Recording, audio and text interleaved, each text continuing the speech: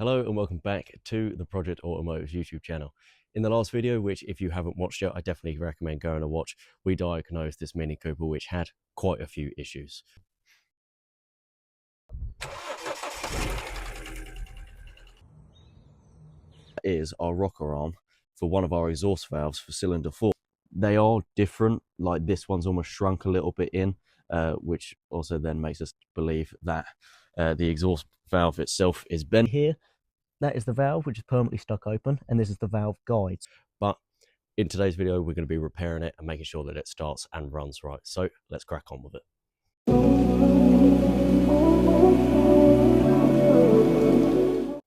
Right, so while we've been away, what we've been able to do is clean up the block down here. So make sure that that's just nice, because if you remember, it was covered in gasket and all that sort of stuff. So it wasn't great, but as we head over here to the cylinder head where the issue lies, of course, we've been able to get the valve replaced, so that's nice, and the valve guide inside was also replaced as well. If you have a look, this is the old valve here. It's going to be pretty difficult to see, but it is bent. It kind of comes this way a little bit at the top there, so this is definitely bent and it was stopping it from closing. So our first step is putting the head back on and tightening all the bolts, which is a pretty scary process. So stay tuned, we'll get it all done. Right, mount it. So you need to go that way. I need to go this way.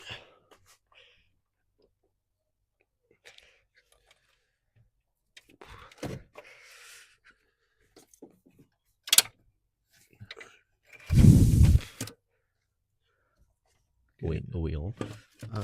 Your side needs to come forward towards the front here. I think we're on. Did we put a head gasket on? No. So we'll put the head gasket on first instead of... Yeah, we definitely didn't. No, yeah.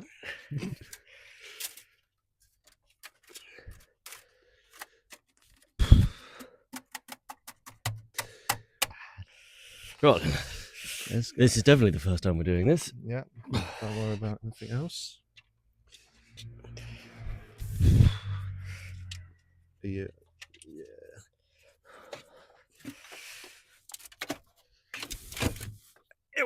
You right? Yep. Bosh. There we go. Oh, that's first time. Hell yeah. Yeah, first time as per.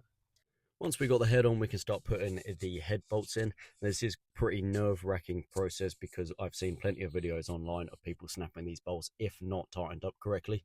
So of course we want to make sure we're doing this right, making sure there's no fluid in any of the holes, and just fingers crossed nothing breaks.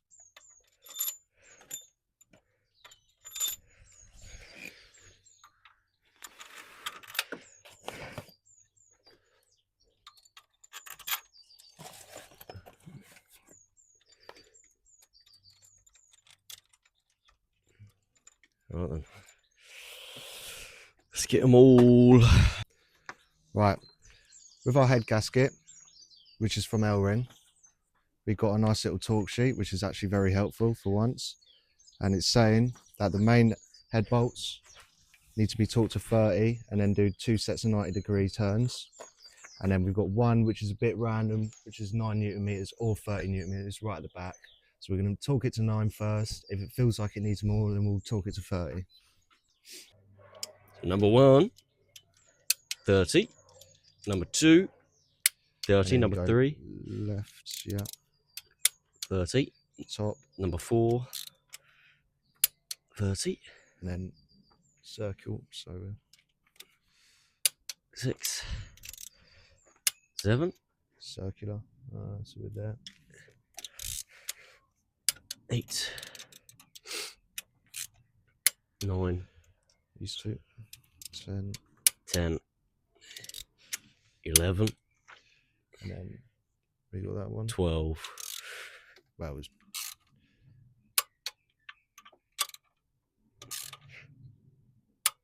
Bang. So we've got to do the 90 degrees on those ones.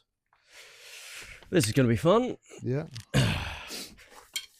See if my bar can handle it. So, number 1.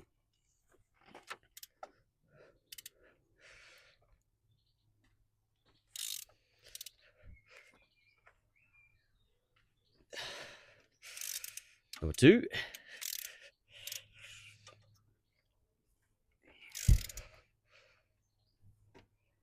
Like that.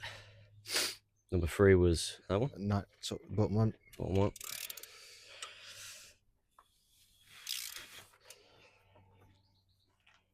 Okay. 4, top one, yeah.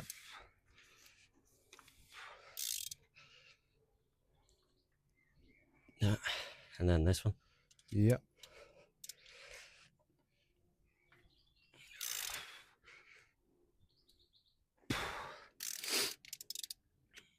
When I tell you there is poo coming out of Oh, my... that's attractive. There we go.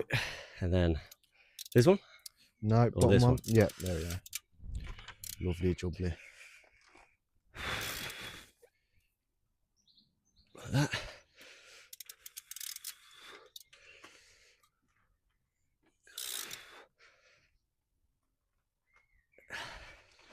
Then this top one. Yep.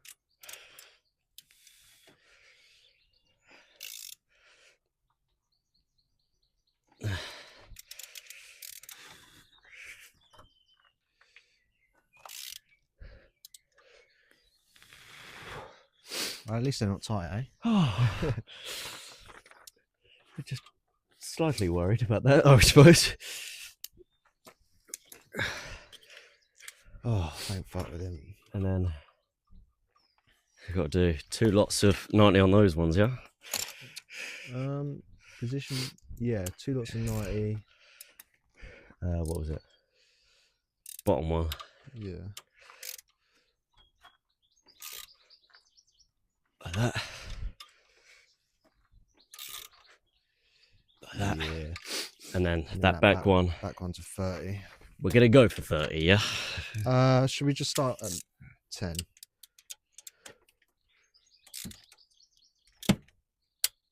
That's 30. Yeah. So there we go. Oh, we didn't snap anything, thank God. So with that huge sigh of relief, we can finally start putting other stuff back on, such as the engine mount, which we're tightening up. So for the first time in a couple of weeks, this engine's finally going to be on its own legs. So of course we can remove the blocks from underneath and just make sure everything's bolted up and tight.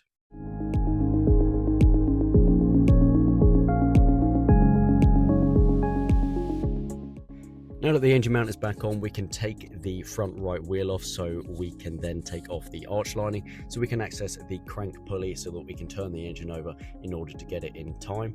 Of course, to get it in time, we do need to lock the crankshaft in place, which is done via the flywheel. So we put this pin into the side of the gearbox here. Once we've locked the crankshaft in place, we can then start putting the camshafts back in, making sure that the chain goes over and everything is then pretty much in time. But then once, of course, they are on, we can put them back in time properly.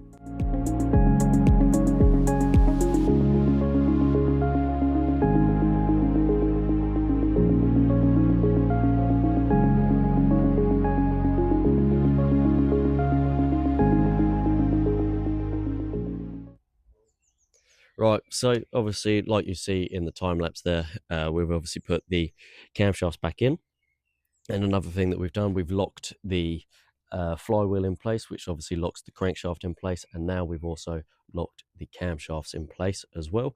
Put all the tensioners back in. So now what we've got to do is take the tools back off.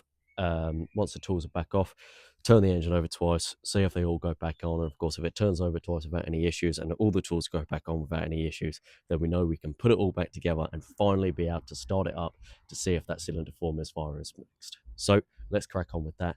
Let's go. Start turning those. One.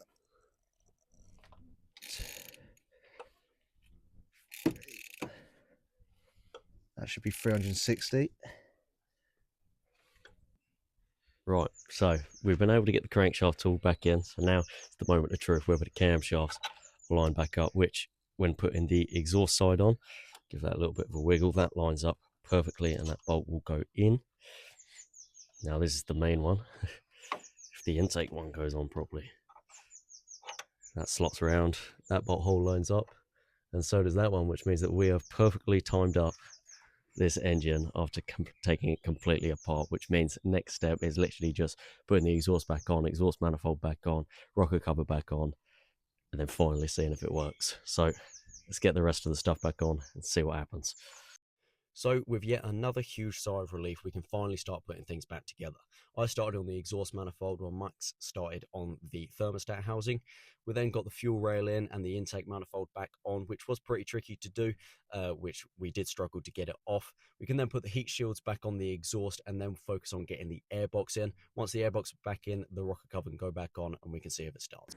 Right, as you've seen through the time lapse, we've got everything back together now. We've just cranked it over without the coil packs in, just so we can build up some pressure in the engine.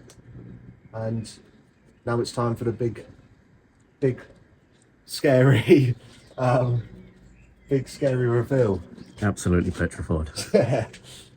Here we go. Right, we are rolling again. Battery pack connected. Let's see if this works. Right. Ready? Yep. 3, 2, 1. Oh my god! Oh, Mate, that's not not better than my it's car. not sad, but it's nuts off. Oh. I don't know why I was so surprised. It was so eager at the time. God. Well, there we go. It started. Huge moment. Got to find out what that smoky part is, but that'll be alright. Yeah. We'll figure that out. Yeah. But it started, and it's not tapping anymore, which means it's fixed and we've resolved it.